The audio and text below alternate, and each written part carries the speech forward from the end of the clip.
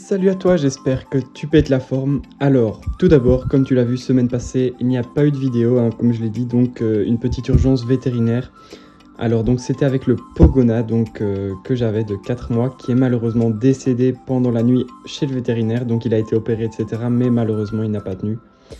Donc voilà, ils m'ont dit, ils savent pas exactement ce qu'il a eu, mais donc c'est soit le cloaque retourné ou alors un prolapsus ou quelque chose du genre qui a fait qu'il n'a malheureusement pas réussi à tenir le coup. Mais bon, ici voilà, je suis reparti directement avec un nouveau Pogona, voilà, une très belle morphe en plus, franchement il est superbe. Il a le même âge que l'autre mais beaucoup plus grand, donc voilà, l'éleveur chez qui je l'ai pris m'a expliqué les raisons. Donc voilà, en fait il m'a expliqué que c'est tout simplement parce que les fournisseurs, donc souvent d'animalerie etc, se nourrissent un petit peu, exprès en quelque sorte, pour pas que les animaux soient trop grands etc au moment de la vente. Donc voilà, mais ici faut vous dire qu'il doit faire, à mon avis, il fait une trentaine de centimètres. Donc voilà, dans son petit terrain où il a ses UV, donc ses UV, sa chaleur, hop, sa rampe, une petite vapo pour la plante, des végétaux. Voilà, donc franchement, il a tout ici, il est au top. Et j'espère qu'il va vraiment bien grandir ici et qu'il sera très bien. Allez, voilà, fin de la petite parenthèse reptile. Maintenant, on va repartir tout de suite chez l'espèce du jour. Alors, ici, aujourd'hui, on part chez les Neoponera, donc Villosa. Alors, pour rappel, donc, elles me viennent donc d'un groupe Facebook, donc voilà, franchement très sympa. Le lien est toujours dans la description dans toutes les vidéos, alors n'hésitez pas à aller faire un petit tour. Alors ici, voilà, tu peux voir que le setup a un petit peu changé quand même comparé à la dernière fois. Et c'est pour une raison très simple, qui est en fait que j'ai eu une hécatombe dans l'autre nid. Donc en 2 jours, j'ai eu 6 ouvrières mortes sur la colonie. Donc voilà, je me suis empressé de toutes les déménager vite fait dans ce petit setup. Et maintenant, j'ai eu des nouvelles naissances. On peut voir que tout va bien. J'avais quasi plus de couvain dans l'autre nid. Maintenant, j'ai des cocons, des larves, de la ponte. Tout va bien, en pleine forme. J'ai le petit mâle qui vit toujours, qui est juste là. Je vais vous montrer après en macro. Donc voilà, on les voit ici dans leur petit ADC. Franchement, une espèce mais qui est incroyable. Ça, on ne le dira jamais assez. Franchement, c'est une espèce de fou furieux avec une piqûre assez sévère quand même.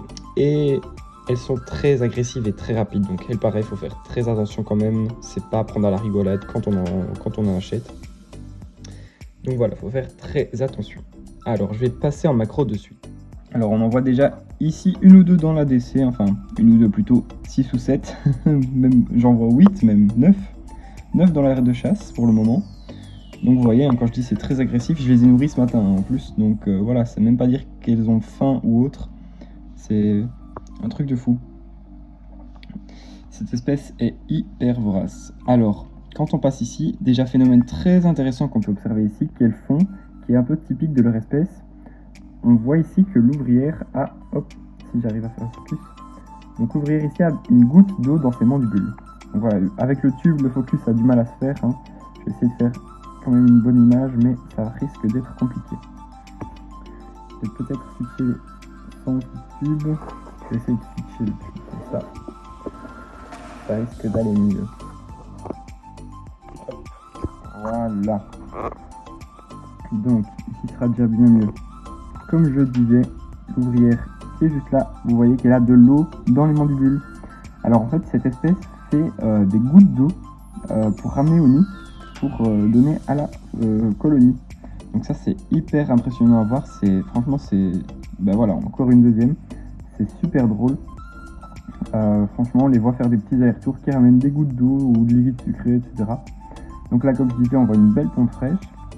Le mâle, toujours vivant là derrière, qui fait sa petite vie.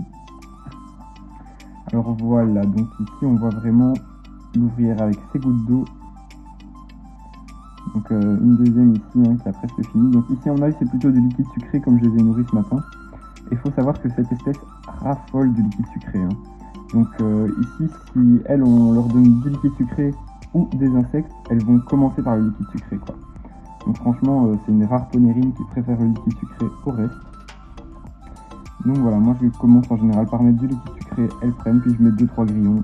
des petits grillons, hein, je précise, je mets pas des T8, c'est des T4. Donc voilà. Ici on voit que j'ai quand même un joli couvain et encore on ne voit pas l'intégralité comme il y a une grosse partie, même toutes les larves qui sont ici en dessous, j'en ai une grosse dizaine de larves. Donc voilà ici, donc encore des personnes qui sont venues chez moi régulièrement, récemment m'ont dit, franchement on ne se rend pas compte de la vraie coloration et de la vraie taille des fourmis quoi.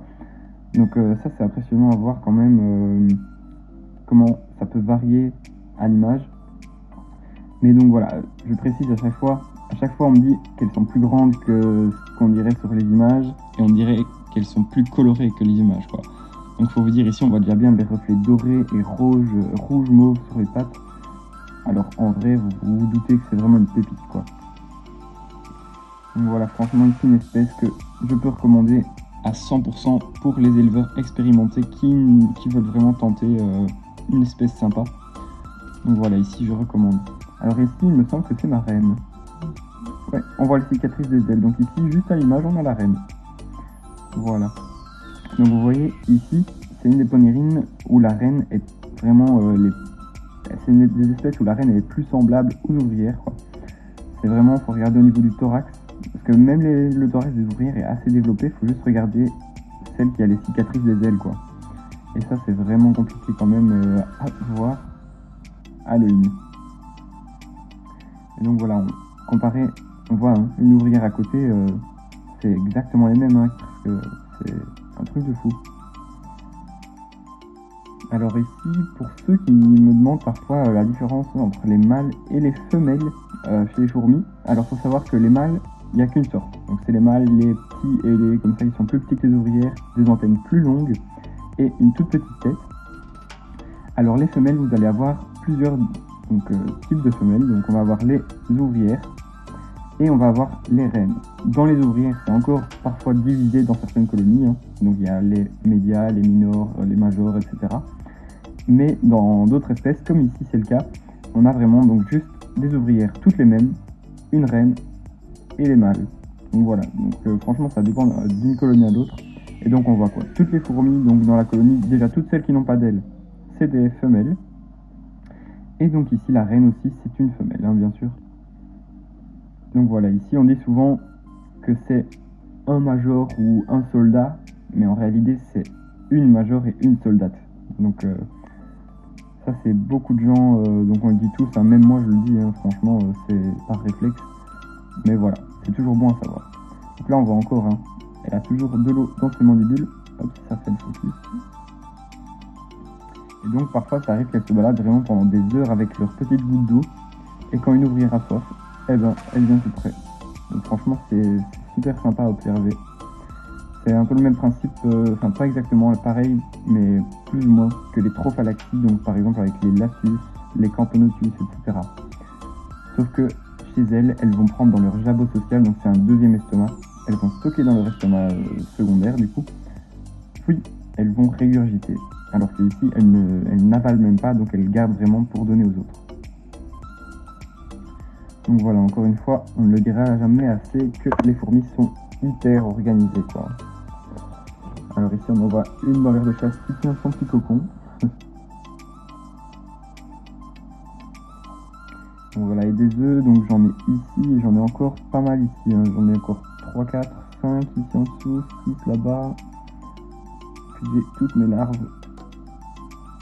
Donc voilà. Ça promet normalement de bien les relancer. Parce que quand j'ai eu l'hécatombe, franchement, j'ai eu assez peur de perdre cette colonie, hein, mais heureusement, elles ont réussi à se relancer. Et ben voilà, exactement ce que je vous disais. Hop. Donc on voit une ouvrière qui vient chercher à la petite goutte d'eau. Enfin ici de liquide sucré, pardon.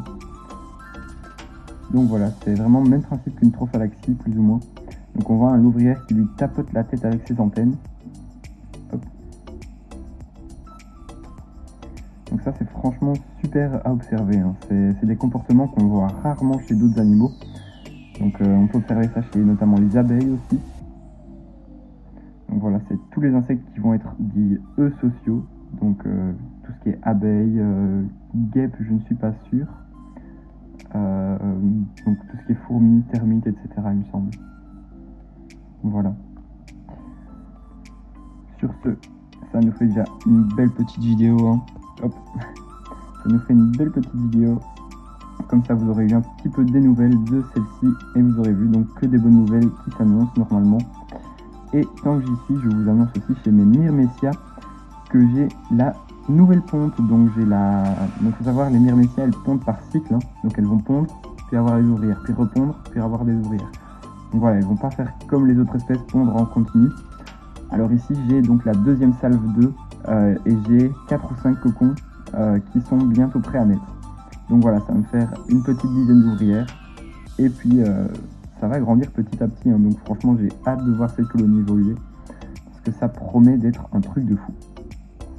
Allez, sur ce, on finit sur une petite image de l'ouvrière avec sa petite gouttelette. Et moi, je te dis merci d'avoir regardé la vidéo jusqu'au bout. N'oublie pas de t'abonner si ce n'est pas déjà fait, mettre un commentaire, un petit like. Et je te dis à mercredi prochain pour une nouvelle vidéo. Allez, ciao ciao!